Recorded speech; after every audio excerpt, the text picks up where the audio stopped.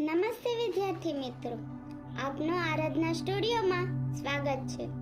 આજે આપણે ધોરણ 8 ગુજરાતી વિષય એકમ નંબર 3 ઝુમો ભીસ્તી. આણંદપુરના એક ખૂણામાં ઝૂંપડા જેવા માત્ર 3 મકાનો દેખાવાથી આવતા જતા લક્ષ્ય ખેંચી રહેતા. જૂની ખખડધજ આંબલી 3 મકાનોને ઢાંકતી. ચારે તરફ ગટરની દુર્ગંધ છૂટતી અને ધૂળના ગોટા ઉડતા. પતરાના, પાટિયાના અને ગુણિયાના એમ અનેક રંગી થીગડા મારેલી ખડકી ખુલ્લી રહેતી. અંદર એક ફાટેલ તૂટેલ ચાદરી પર ઝુમો ભીસ્તી પોતાનો હોકો ગગડાવતો બેઠો હોય. ઝુમાએ સોના રૂપાના વાસણથી માંડીને ઠીકરાની ફૂટેલી હાંડલી સુધીના બધા તડકા છાયા જોઈ લીધા હતા. જન્મ્યો ત્યારે શ્રીમદ મા બાપને ત્યાં એક હાથમાંથી બીજા હાથમાં ફરતો કરતો. હજી એને સાંભળતું હશે કે પોતે 10 વર્ષનો થયો ત્યારે હાથી પર બેસીને પરણવા નીકળેલો. એ વખત તેણે શોખ ખાતર એક પાડો પાળેલો. આજ અનેક રંગો જોયા પછી બંને જણા વેણુ અને ઝુમો સાથે રહેતા. વેણુ નામનું વિચિત્ર હતું, પણ જ્યારે પૈસાની છોડ આંગળે રેલાતી ત્યારે ઝુમાને અનેક મિત્રો હતા. તેમાંથી એક સાહિત્યસિક હિન્દુ મિત્રને પાડાને આવું કુમળું વેણુ જેવું નામ આપી દીધું.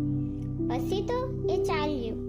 ઝુમો લક્ષાધિપતિ હતો, ભિખારી બની ગયો, વળી ચડ્યો, પાછો પડ્યો અને આજે છેવટે આ 3 તૂટેલા ઝૂંપડામાં એનો બધો સામાન સચવાઈ રહેતો.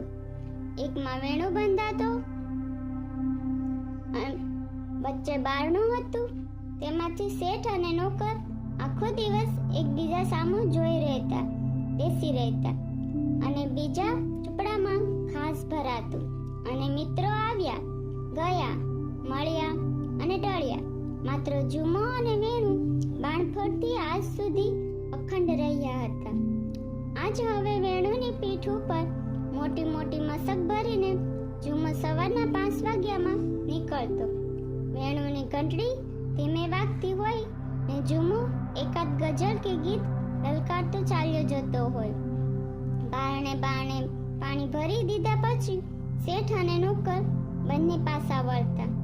ઝુમાએ એક પૈસાના ગાજર કે બહુ તો ટેમેટા કે ભાજી પોતાના શાક માટે અને વધ ભરીને ગદબ જેને વેણુ પાછળથી ખાતો આવતો હોય પાડા માટે લીધી હોય. બસ હંમેશાની ખરીદી. આ જીવનને એટલું કામ, એથી વધુ ક્યારે કરવું નહીં. કોઈ વધુ કામ આપે તો લેવું નહીં, ને ઘરાક હોય તેમાંથી ઘટે તો બીજાને ઘરાક થવા કહેવું નહીં. બપોરથી માંડીને છેક સાંજ સુધી ઝુમો હુક્કો ગગડાવ્યા કરતો અને તેના મધુર સંગીતના લીન થતો હોય તેમ પેલો પાડો પણ આંખને ઉડાડવા કાન ફફડાવતો. આંખ મીસીને ઉગાડતો હોય કે જાગતો સૂતો હોય. શેઠ અને નોકર બપોરથી સાંજ સુધી સામ સામે એકબીજાને નિહાળ્યા કરતા. છેક સાંજે બંને મિત્રો ફરવા નીકળતા અને નદીના કાંઠે સુધી જઈ પાછા વળતા. વખતે સવારે કાંઈ મોડું થયું હોય તો સવારે પણ નીકળી જતા. એક દિવસ સવારે 5 વાગે આ પ્રમાણે બંને ફરવા નીકળ્યા. ઝુમો વિચારતો હતો કે પાડો થોડું સરે તો સારું, પણ વેણુને એમ લાગ્યું કે એમ બહાર ખાતા ફરવું એ ગૃહસ્થાયના લક્ષણ નથી.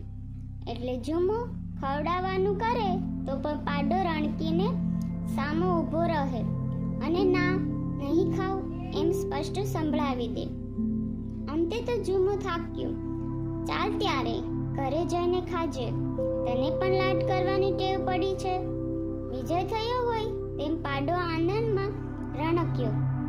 પોતાના પૂંછડાને બરાડ પર પચાડે ઝુમાની સામે જોઈ કાન ફફડાવી રણક કરતો તે ચાલ્યો.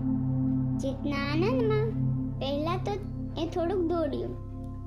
જો હવે પાછો વળું કે દોડવાનું છે?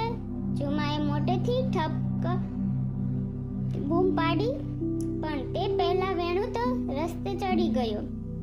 રસ્તામાં આડે રેલવેની સડક હતી. જરાક ઉતાવળે ચાલતા પાડાનો પગ રેલવેના બે પાટાની વચ્ચે આવી ગયો. પગને કાઢવા તેમણે પ્રયત્ન કર્યા, પણ ફોગટ ધબ દઈને બેસી ગયો ને જેમ જેમ પગ કાઢવા પ્રયત્ન કર્યો તેમ તેમ વધારે ને વધારે ભરાતો ગયો. ઝુમો પાછળ હતો. તે શ્વાસભેર દોડી આવ્યો. તેણે આવીને પાડાનો પગ લઈ આમ તેમ મચડ્યો, પણ બધું વ્યર્થ. આંસુ અંધારું ને આંસુ ઉજાસ હતો. થોડો દૂર સિગ્નલનો હાથો નમેલો દેખાતો હતો. ઝુમાના પેટમાં ધ્રાસકો પડ્યો. ગાડી આવશે તો તે એકદમ રસ્તા પર દોડ્યો. સવારના વહેલા ફરતા નીકળેલા બે શોખીન જુવાનોને તેમણે આવતા જોયા. તેમના એક એક હાથના નેતરની સોટીનો ઉછળતી હતી અને ખુશનુમા હવા લેવા માથા પરની ટોપીઓ ઉતારી બીજા હાથમાં લઈ લીધી હતી. ગાંડા દોડે તેમ ઝુમો દોડ્યો. એ ભાઈ સાહેબ, મારો પાડો અબઘડી કપાઈ જશે. જુઓ, પણ જુઓ, પેલા પાટામાં સપડાયો છે. બંને જણાએ ઝુમાએ દેખાડ્યું તો જોયું. કાંઈક કાળું તડફડતું લાગ્યું. શું છે? મારો વેણું પાડો. ઓહો, જા જા, ફાટકવાળા પાસે દોડ. તમે મા બાપ ટેકો દો તો પગ નીકળી જાય, જીવ બસે. અમે? તું દોડ દોડ, ફાટકવાળાને કહે. એમ કહીને એ બંને જણા તો ચાલતા થઈ ગયા. ઝુમો ફાટક તરફ દોડ્યો, પણ ઘરમાંથી આવતા ઘંટીના અવાજ સિવાય કોઈ માણસ ફરકતું લાગ્યું નહીં. એટલામાં છેટે ગાડીની સિસોટી સંભળાઈ. ઝુમાએ ચારે તરફ એક નિરાશ દ્રષ્ટિ ફેંકી, પણ માણસનું કોઈ ચૈયું સરખ્યું જણાયું નહીં. ઝપાટાબંધ સિગ્નલના થાંભલા તરફ દોડ્યો. સાંકળ ખેંચી. ઘંટીના અવાજમાં તેનો સાથ સંભળાય તેમ કંઈ હતું નહીં. તેણે જોરથી બારણામાં પાટું માર્યું. એ કોણ? એ ચાલો ભાઈ બહેન, સિગ્નલ ફેરવો, મારું જનાવર કપાઈ જશે. ઘેર કોઈ ભાઈ માણસ નથી. બસ આટલા બેદરકાર જવાબની સાથે ઘંટી ફરીથી ગાજવા માંડી. દોડો દોડો, મારું જનાવર કપાઈ જશે. ઝુમાએ હતું એટલું બળ કરીને શીશ પાડી, પણ એના કર્કશ પડઘા સિવાય શાંતિ જેવી હતી તેવી જ રહી. ઝુમાએ આકાશ તરફ જોયું.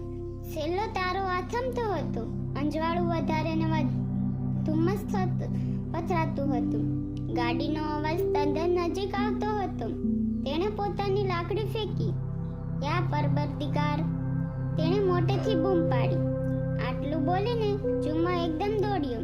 વ્યર્થ મહેનત પછી વેણું થાકીને હાંફતો પડતો હતો.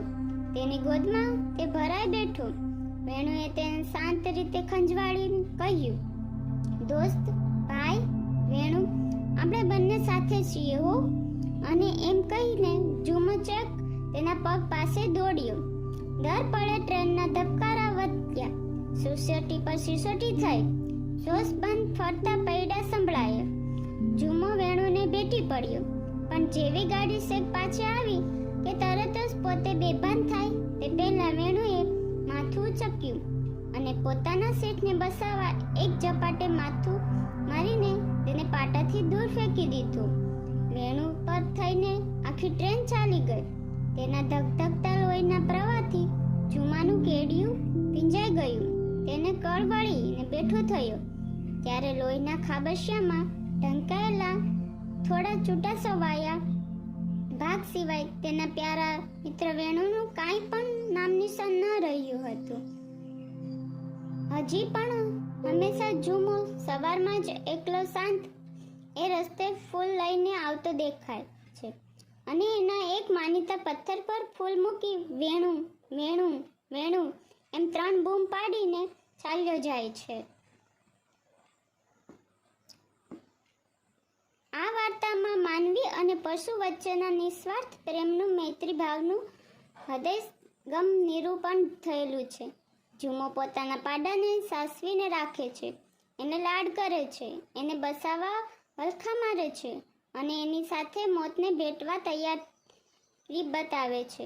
તેમજ રીતે પાડા પણ પોતાના માલિકને સમજદારીથી બસાવી લે છે. થોડી છૂટેલી વિગતોથી વાતાવરણ જમાવતી ધૂમકેતુની શક્તિનો ખ્યાલ આ વાર્તા પરથી